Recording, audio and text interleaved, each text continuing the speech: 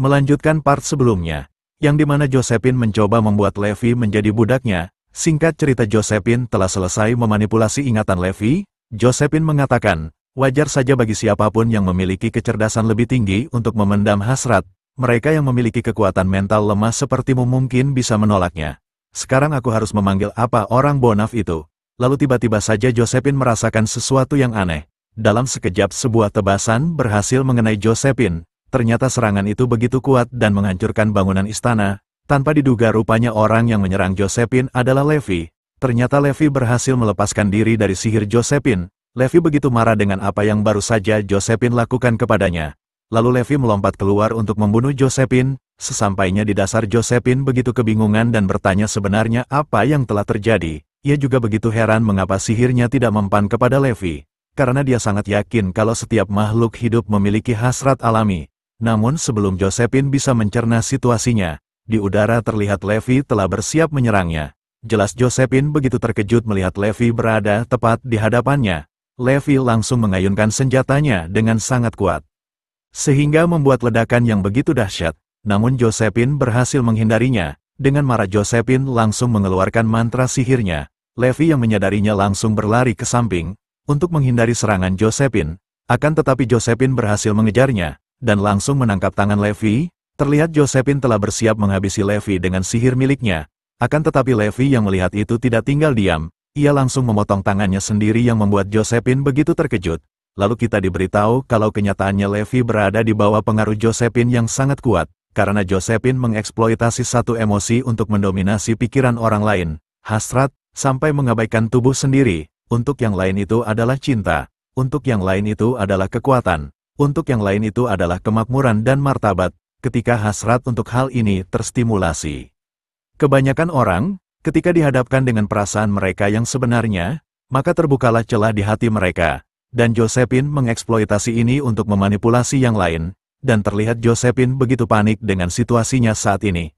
Lalu sang narator melanjutkan, namun, apa yang Levi inginkan, tidak begitu mewah, dan hasrat terbesar Levi adalah bertahan hidup.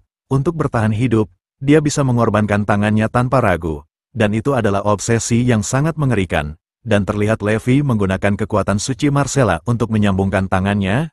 Josephine yang melihatnya mengatakan, itu adalah kekuatan suci Marcella. Bahkan jika ada cara untuk memulihkannya, dengan mempertimbangkan untuk memotong tangannya sendiri, apakah dia benar-benar waras? Ucap Josephine. Lalu sang narator melanjutkan, dari pandangan Josephine, itu adalah situasi yang sulit dipahami. Seseorang yang berani menyakiti dirinya sendiri dan membunuh orang lain untuk bertahan hidup. Aspek penuai bermula dari ketunggalan yang dimiliki Levi. Kebanyakan manusia memiliki hasrat untuk bertahan hidup untuk melupakan kematian mereka sendiri, seperti akan hidup selamanya. Namun Levi telah menjalani kehidupan sebagai Min Hyung, sangat menyadari kematian. Selain itu, dia memiliki kemampuan dan batasan unik yang didapat saat datang ke dunia ini. Pengaturan waktu yang memperpanjang umurnya hanya dengan membunuh makhluk kuat. Karena inilah, musuh yang sangat kuat menjadi ancaman untuk kehidupan dan kesempatan untuk memperpanjangnya.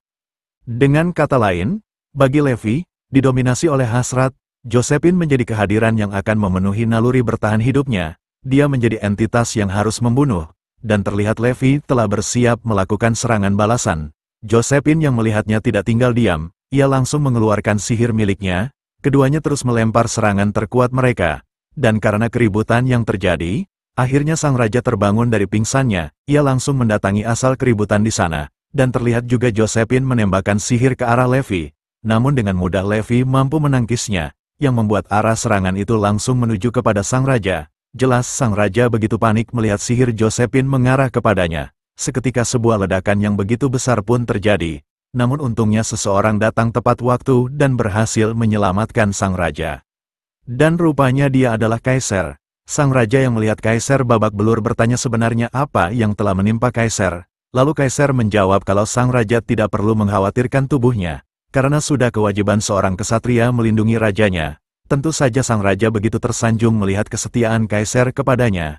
Lalu Kaisar meminta sang raja untuk menjauh dari sana. Ia juga memberitahu kalau dia akan menyelesaikan masalah ini dengan keputusannya sendiri. Sedangkan di bawah menara, Levi dan Josephine masih sibuk menyerang satu sama lain. Di saat duel mereka masih berlangsung, Josephine menyadari sesuatu. Ia mengatakan, aku tidak tahu kenapa, tapi aku rasa aku tahu gerakan dia. Gerakan orang ini tidak diragukan lagi untuk pertarungan. Kekuatan Dewa Perang Raum adalah kekuatan Orcs. Apakah ini pengaruh dari kekuatan suci itu? Ketika berhadapan dengan seseorang, mungkin lebih baik aku menghilangkan efek karmingnya. Tanpa berlama-lama Josephine langsung melepas sihir yang mengekang Levi. Seketika Levi langsung tersadar kembali. Ia juga begitu bingung mengapa dirinya memegang senjata. Namun ia menyadari kalau dia sepertinya tidak sadarkan diri untuk beberapa saat. Josephine yang melihat Levi lengah, ia langsung menembakkan sihir terkuatnya ke arah Levi. Namun tiba-tiba saja raut wajah Josephine berubah. Ia mengatakan, "Apa yang terjadi sekarang? Sebenarnya apa yang Anda lakukan di sana Tuan Kaisar?" Dan rupanya Kaisar menyelamatkan Levi dengan menggunakan perisai miliknya. Lalu Kaisar mengatakan, "Yang mulia, apapun perintah yang kau berikan sejauh ini, dan apapun perintah yang kau berikan selama ini, saya sebagai penjaga keluarga kerajaan, telah mengikutinya dengan setia. Akan tetapi, semenjak Anda menyerang Yang Mulia, Anda tidak lagi memiliki hak untuk memberi perintah kepada saya. Di tempat ini, aku akan menghakimi si pengkhianat Josephine," ucap Kaisar kepada Josephine. Josephine langsung tertawa setelah Kaisar mengancamnya. Ia juga mengatakan, "Menghakimi, kau hanyalah kesatria dari kerajaan kecil," ucap Josephine mengejek Kaisar. Kaisar yang mendengar itu menjawab, "Tentu saja, akan sulit jika sendiri. Akan tetapi, ada seseorang yang memiliki tujuan yang sama denganku." Lalu Kaisar menatap Levi, "Semenjak Ratu telah kehilangan klaimnya atas tahtanya, perintah yang kau ikuti dari Tuan Putri telah menjadi aksi yang dibenarkan. Karena itulah, tolong bantu aku," ucap Kaisar kepada Levi. Levi yang mendengarnya menjawab, "Wow, orang ini bukan orang yang sopan pada umumnya kan? Bukankah kau hanya orang gila yang selalu berpikir sebelum bertindak? Ya tapi, dalam situasi ini, kau adalah pilihan optimal. Kalau begitu, ayo kita lanjutkan perburuan iblisnya," ucap Levi menyetujui permintaan dari Kaisar. Tentu saja Josephine begitu marah setelah mendengar itu, lalu Kaisar memberitahu kalau dia akan maju duluan. Akan tetapi Levi bertanya apakah perisai Kaisar tidak apa-apa. Karena sebelumnya perisai itu telah hancur di saat mereka sedang berduel. Namun Kaisar meminta Levi untuk tidak mengkhawatirkan hal itu. Karena kemampuan pertahanan Behemoth bergantung kepada penggunanya. Sekali lagi Kaisar berhasil menahan serangan Josephine. Lalu Kaisar mengungkapkan kalau perisainya hanyalah alat. Karena perisai sesungguhnya adalah dirinya sendiri. Setelahnya mereka langsung berlari ke arah Josephine. Josephine yang melihatnya langsung mengangkat kedua jarinya. Ia juga memberitahu kalau sebenarnya dia belum siap dengan hal ini. Terlihat beberapa lingkaran sihir muncul di bawah mereka berdua. Seketika lingkaran sihir itu langsung meledak setelah Levi dan Kaisar menginjaknya. Medan pertarungan di sana seketika hancur setelah ledakan terjadi.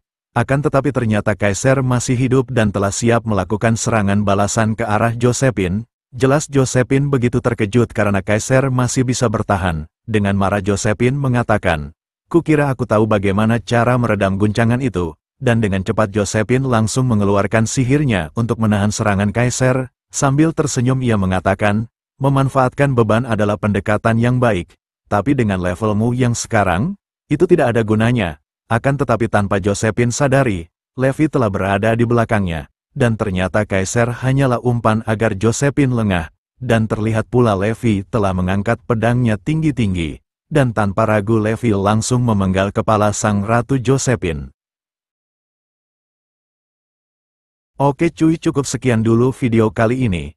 Menurut Mimin ceritanya makin seru. Ditambah lagi akhirnya Levi dan Kaisar berhasil mengalahkan Josephine berkat kerjasama mereka berdua. Meski begitu, tapi kayaknya si Josephine belum sepenuhnya mati.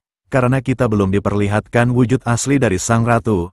Ya semuanya akan terungkap di video selanjutnya. Oh iya, seperti biasa Mimin gak pernah lupa buat berterima kasih kepada kalian semua yang selalu support Mimin. Mimin doakan agar kalian dan keluarga sehat selalu dimanapun kalian berada. Oke Mimin pamit dan sampai jumpa di video selanjutnya.